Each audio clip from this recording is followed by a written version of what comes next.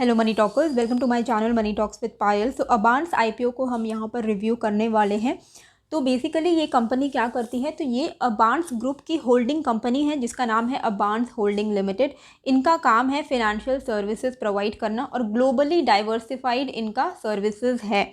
इनके 3 main business segment है। एक है फिनेंस बिजनेस, जहाँ पर वो क्या करती है कि ये आरबीआई रजिस्टर्ड एनबीएफसी है, जहाँ पर वो लोन्स प्रोवाइड करती है। स्मॉल एंड मीडियम बिजनेसेस को लोन प्रोवाइड करती है एंड प्राइवेट ट्रेडर्स को भी वो लोन प्रोवाइड करती है। तो ये इनका एक सेगमेंट है जहाँ से इनको ऑलमोस्ट 28% का रेवेन्यू आता है। नेक्स्ट है इनका एजेंसी बिजनेस। यहाँ पर क्या ये सभी रजिस्टर्ड स्टॉक ब्रोकर है, तो ये इंडिया में भी ब्रोकिंग सर्विसेज प्रोवाइड करती है। साथ ही ये एफसीए रजिस्टर्ड भी है लंदन में, जहाँ जिसके थ्रू इनको काफ़ी सारे ऐसे इंटरनेशनल स्टॉक एक्सचेंजेस के मेंबरशिप मिले हुए हैं। तो ये पोर्टफोलियो मैनेजमेंट सर्विसेज भी प्रोवाइड करती है।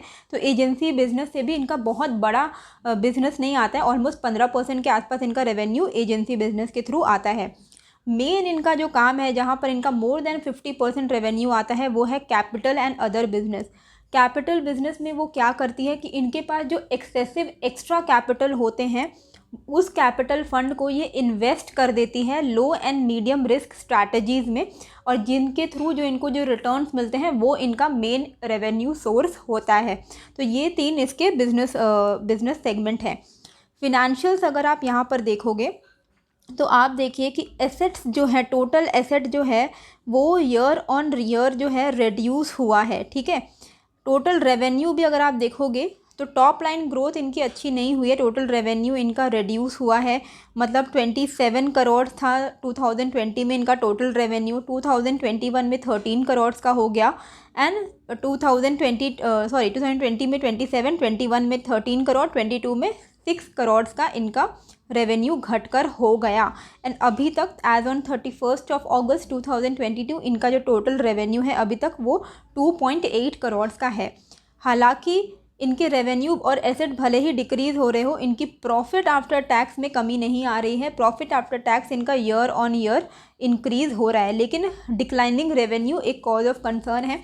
कभी भी आप अगर किसी भी कंपनी में इन्वेस्ट करते हो ना, फंडामेंटल्स में एक चीज़ ज़रूर से चेक करिएगा कि उनकी जो रेवेन्यू है क्या वो कम से कम मिनिमम 10% के रेट से बढ़ रही है ईयर ऑन ईयर। अगर वो 10% के रेट से अपने कंपनी के रेवेन्यू को बढ़ा पा रही है ना, तो यानी कि वो आपको भी लॉन्ग टर्म में अच्छे रिटर्न्स दे देगी। तो ये चीज़ हमेशा ध्यान में रखिएगा, सिर्फ प्रॉफिट नहीं रेवेन्यू भी बढ़ना इम्पॉर्टेंट है। ठीक है, नेट वर्थ अगर हम देखें तो वो इंक्रीज़ हुआ है। टोटल बोरोइंग इनकी सिग्निफिकेंटली रिड्यूस हुई है, ये एक पॉजिटिव पॉइंट है कि इन्होंने अपने कर्ज को काफ़ी ज़्यादा रिड्यूस किया है। एज ऑन 31 अगस्त 2022 इनका टोटल बोरोइंग 76 करोड़ का है। डेट्स की अगर हम बात करें, 12 दिसंबर को ये आईपीओ शुरू होने वाली है, 15 दिसंबर तक ये आईपीओ चलने वाली है। इसका जो प्राइस रखा गया है, प्राइस बैंड, वो है 256 से लेकर 270 का। 55 शेयर्स का इसका आपका लॉट होने वाला है। 345 करोड़ का इनका टोटल इशू साइज़ है, जिसमें से 102 करोड़ का फ्रेश इशू है एंड ऑफर फॉर सेल है 243 करोड़ का। ऑलमोस्ट 90 लाख शेयर जो हैं ये ऑफर फॉर सेल में डाल रहे हैं, जहां पर ये जो पैसे होंगे 243 करोड़ वो प्रमोटर के पास जाने वाले हैं।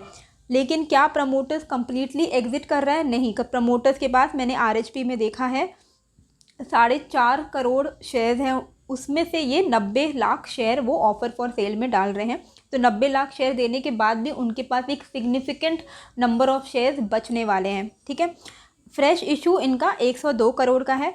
यहाँ पर एक कॉज ऑफ कंसर्न जो मुझे लगा वो ये है कि इन्होंने जो एलोकेशन रखा है ना, वो बहुत ही फिशी है। QIB आप देखो, QIB के लिए इन्होंने सिर्फ 10% ही एलोकेशन रखा है इस IPO का। HNI के पास 30% है, रिटेल के पास 60% का एलोकेशन रखा है। मतलब यहाँ पर एक हमारे लिए क्या प्रॉब्लम होगी, रिटेलर्स के लिए क्या प्रॉब्लम होगी, वो मैं आपको बता देती हूँ।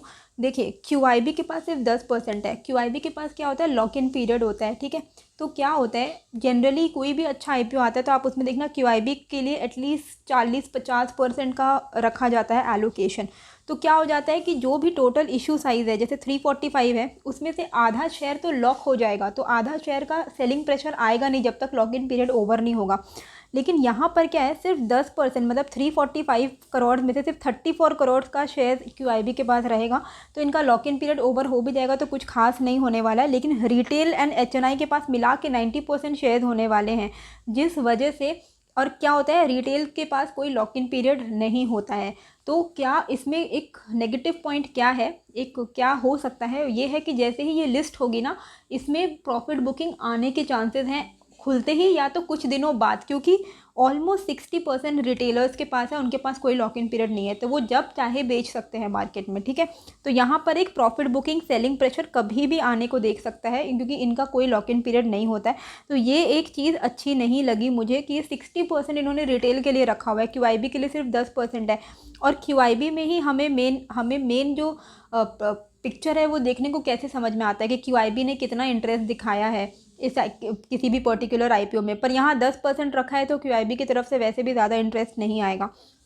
ऑफ़र फॉर सेल तो मैंने आपको बता दिया कि 90 लाख शेयर जो हैं वो प्रमोटर के पास जाने वाले हैं, उसके जो पैसे हैं। फ्रेश इशू जो मैंने आपको दिखाया उसके थ्रू ये क्या करेंगे, फ्रेश इशू में से 80 करोड़ रुपीज़ वो लगाने वाले हैं अपनी सब्सिडियरी कंपनी में, जहाँ पर वो इन्वेस्ट करने वाले हैं अपनी NBFC सब्सिडियरी में और जनरल कॉरपोरेट पर्पस। इनके जो पीयर्स हैं वो है Edelweiss, Geojit and Choice International. Price to book value अगर आप अबांस की देखोगे तो 1.85 है। एडेलवीज एंड जियोजीत का सस्ता है price to book value wise, इनकी जो वैल्यूएशन है वो सस्ती है एडेलवीज एंड जियोजीत की। लेकिन प्राइस टू अर्निंग अगर हम देखें तो सबसे ज़्यादा चीपेस्ट अभी वैल्यूएशन पे जियोजीत है, लेकिन अबांस की 21.85 के आसपास का इसका प्राइस टू अर्निंग निकल के आ रहा है। एडेलवीज की 31 है, चॉइस की तो काफ़ी महंगी है, बहुत ही ओवर वैल्यूड कंपनी है, इसको हटा दीजिए। रिटर्न ऑन नेटवर्थ अबांस की ठीक ठाक है, 9% के आसपास है। एडेलवीज की 2.8% है, जियोजीत की 23.4% है। तो इन तीनों में से अगर आपके पास कुछ है, चॉइस को तो अवॉइड कीजिए, इसको तो कभी इन्वेस्टमेंट नहीं करना है। इन दोनों में से कुछ अगर आपके पास है तो आप अबांस में अवॉइड कर सकते हो, लेकिन हमें देखिए, हमें तो लिस्टिंग गेन से मतलब है, हमें इसको होल्ड नहीं करना है। इतना आप दिमाग में रखिएगा कि हम होल्डिंग पर्पस के लिए इसमें नहीं लगाने वाले हैं। अगर हम इसमें GMT के लिए भी लगाते हैं तो क्या हमें लगाना चाहिए वो हम आगे जाके इसमें डिस्कशन करेंगे। यहाँ पर बहुत सारे लिटिगेशन केसेस इन्वॉल्व है कंपनी के अगेंस्ट। लिटिगेशन केसेस यानी कोर्ट कचहरी के केसेस, ऑनगोइंग केसेस चल रहे हैं, मेनली टैक्स प्रोसीडिंग रिलेटेड है एंड कुछ सेबी ने इनसे कुछ क्वेश्चंस किए हैं, कुछ केसेस किया हुआ है। तो कुछ केसेस सेबी रिलेटेड है एंड कुछ केसेस टैक्स रिलेटेड है एंड कुछ क्रिमिनल प्रोसीडिंग्स है। टोटल में कितना अमाउंट इन्वॉल्व है, ऑलमोस्ट मैंने ऐड अप किया है 48 करोड़ के आसपास इनका टोटल कोर्ट कचहरी में अमाउंट इन्वॉल्व है। और इन्होंने अपने रिस्क फैक्टर में भी ये चीज़ लिखा है कि कोई भी एडवर्स डिसीजन अगर कोर्ट की तरफ से आता है तो ये अमाउंट जो इनका यहाँ पर इंक्लूडेड है वो इनके फिनेंशियली काफ़ी ज़्यादा इम्पैक्ट कर सकता है। ऑब्वियसली अगर आपका 48 करोड़ के आसपास अमाउंट इन्वॉल्व है, एडवर्स डिसीजन आता है, तो ये पैसे आपके ही पॉकेट से जाने वाले हैं, राइट। तो ये एक कॉज ऑफ कंसर्न है।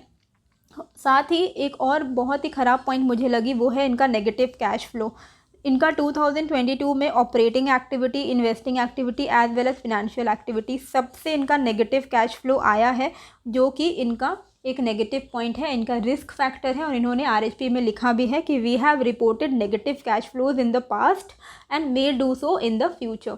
तो ये ऐसा मान के चल रहे हैं कि आगे भी इनको नेगेटिव कैश फ्लोज आ सकते हैं। तो ये एक अच्छी बात नहीं है कि इनके कैश फ्लो नेगेटिव है, पॉजिटिव नहीं है। ग्रे मार्केट में कुछ खास डिमांड अभी तक नहीं चल रही है, 15 रुपये का चल रहा है, 5 से 6% के इसमें लिस्टिंग गेन्स होने के चांसेस हैं।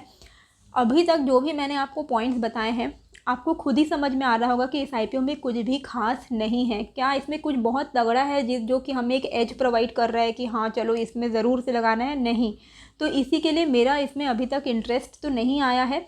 लास्ट डेट में अगर यहाँ पर अच्छा रिस्पांस या ग्रे मार्केट में कुछ इंक्रीज़ आता है तो हम कंसिडर कर सकते हैं, पर मेरे लिए 99% मान के चलिए मैं इस IPO में नहीं लगाने वाली हूँ।